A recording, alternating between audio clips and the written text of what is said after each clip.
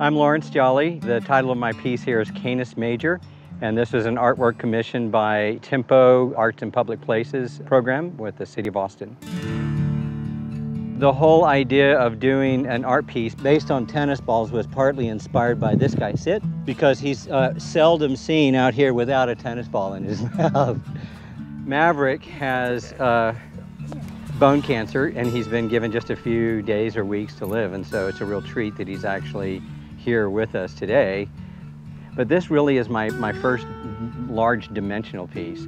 I and David both have run graphic design companies in our past lives, and so as fine artists, studio artists now, we hope to get more of these kinds of projects because they're fun, they really kind of stretch us creatively, and it helps us kind of give back to the city that we love.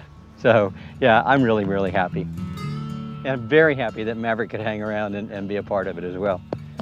As long as you don't hike your leg on one of my tennis balls here, dude. What? Where's your ball? Yeah.